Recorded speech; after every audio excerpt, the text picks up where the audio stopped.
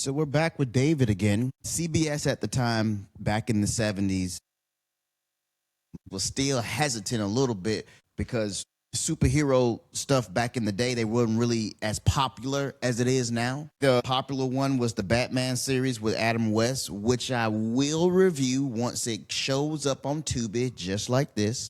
The death in the family plays a major part in this entire series, because if this episode wasn't good, it wouldn't have happened the way that it did. The world thinks that David is dead after the explosion that killed the Dr. Elena Marks, and everybody thinks that he's dead too. He's on the run, and right now he's hitchhiking. And look at him. But David, he changes his last name with every episode that he goes on. His first name is David, but he always changes the last name up. So David is on the hunt to go to this hospital because it's specialized in a CAT scanner to try to see if that can cure his gamma radiation and stop him from hulking out. So David stumbles upon like this orange field, okay? David just walks in and he just takes an orange off the tree.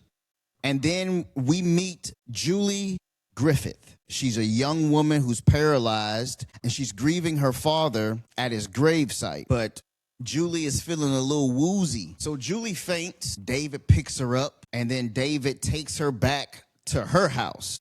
David is a doctor, so David knows exactly what to do in situations like this. So she gets back into the room, and her stepmama checking on her. Now, this guy here is Julie's boyfriend, and he's a jealous type of dude. Y'all might know somebody who is jealous about their woman. You can be talking to this woman and anything like that, and this man has always got some slick and snarky and something to say, okay? David is very observant. He notices that this woman is giving this girl myostatin, and he's a doctor. So David knows that myostatin is supposed to be clear. So David is looking at it and he's like, wait, this ain't no myostatin right here. So the stepmom, she goes up to David and asks David, you got a place to stay or anything like that? Because Julie was like, convince David to stay because he helped me out. If David wasn't here, I would have been dead out there. So the stepmom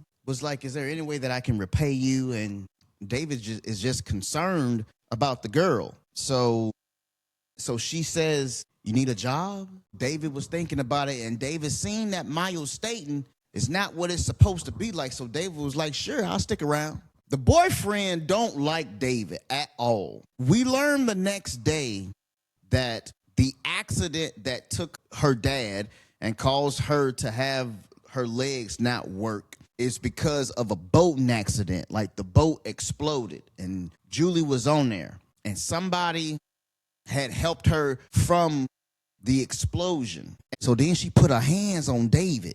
And then when her man seen that, he jealous. Look at him. Like, man, what the fuck? Goes over there and he tells David, listen, man, field hands ain't got no business being over here, okay? You're going to have to get your ass back in that field and pick that goddamn orange. But in the midst of all of that, the doctor came. And the doctor was giving her some myostatin just out the blue. He was like, yeah, you feeling bad? You feeling bad and everything like that. So let me just go ahead and just give you something to take the edge off. David, he goes to the stepmom and he's telling her, like, listen, I know something about medicine, okay? And what this doctor is giving this girl here is not myostatin, whatever it is. It ain't it. Now, I don't know what you got going on here, but if I was you, I'd get me a doctor that I can trust instead of this guy who keeps pumping this girl with unknown fluid that we don't even know because she's fainting, she's falling out. So she's smoking her cigarette, she's thinking about it. And at this point, we learn now that the stepmom and the doctor are in cahoots with each other because Julie is an heiress. Her father started this company, and it's a big company worth millions of dollars. So the stepmom and the doctor orchestrated for the boat to explode to try to kill both of them just so she can get just so she can get the fortune. We now learn here, I'm not sure if you know, this is fucking Mr. Feeney here from Boy Meets World.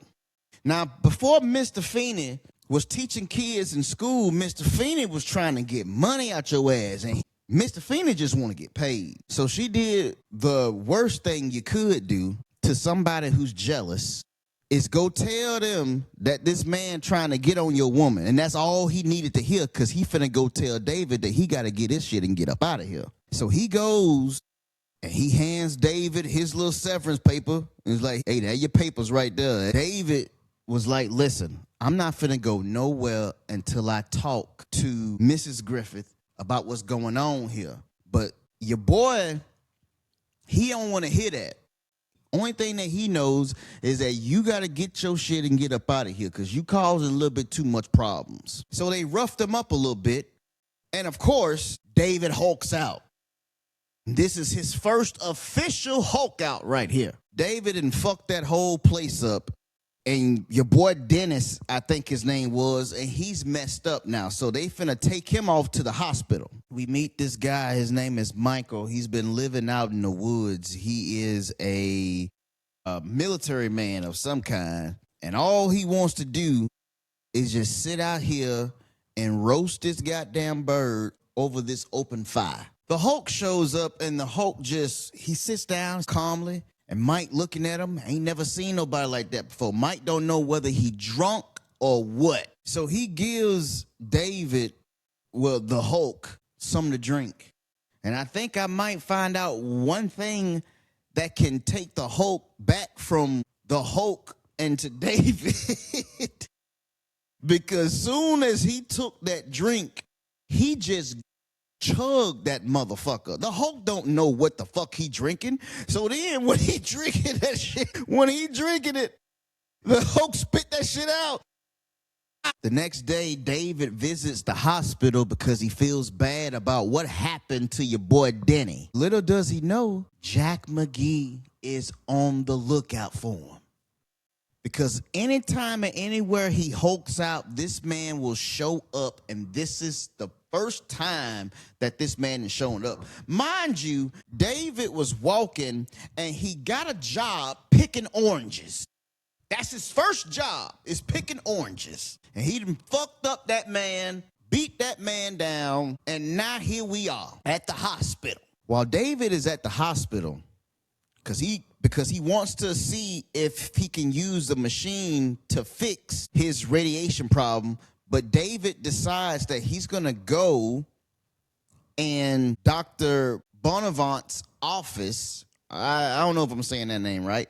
That's why I'm calling him Mr. Feeney. So he goes into Mr. Feeney's office, and he gets that girl's x-rays. And he comes to find out that they are, in fact, planning to kill her. But they want the x-rays to kind of like show that she died of natural causes. He diagnosed this girl with having a neurological whatever to explain why she can't walk. So the poison that they're giving her is supposed to support that in these x-rays right here. David grabs that shit, and he decides, you know what? I'm going to take it a little bit step further, all right? Reached in and grabbed the vial of myostatin. But they realize that he has her x-rays, so they chasing after him. Gotta see about what's going on. Look how David getting out of there. He gonna take that man's car, and he's gonna rush back to the house to try to warn Julie about what's finna happen here. And then that's how the episode ends. It was a very good episode, the very first one. Part one was to get you familiarized with these things. Hulked and hulked out twice on this episode right here. So yeah, there we go. It ends off like that. David is trying to go back to the house to tell this woman that you are being poisoned.